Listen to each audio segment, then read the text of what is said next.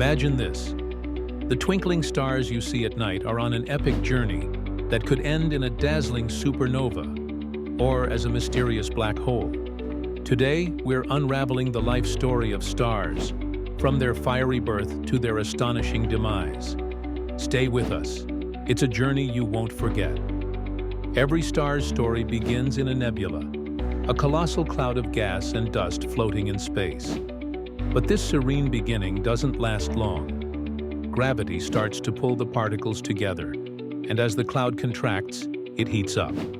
Over millions of years, this clump, called a protostar, grows larger and hotter. Once the core temperature reaches around 10 million degrees Celsius, nuclear fusion ignites, turning hydrogen into helium. This marks the birth of a star, bright, powerful, and ready to shine for millions or even billions of years. And here's a mind-bending fact. Every star you see was born from a nebula like this, including the Sun, which emerged from one about 6 billion years ago. Now in its prime, a star settles into the main sequence phase.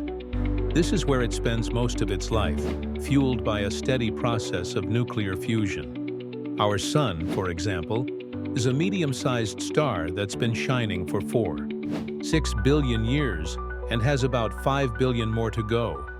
But size matters in the star world. Small stars, like red dwarfs, burn their fuel slowly, living for trillions of years. Massive stars, on the other hand, burn brighter and faster, sometimes living for only a few million years. Think about this.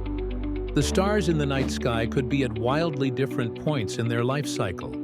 Some might have already died, and we're only seeing their light now due to the vast distances in space.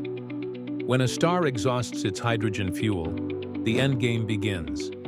For medium-sized stars like the Sun, the outer layers expand, forming a red giant.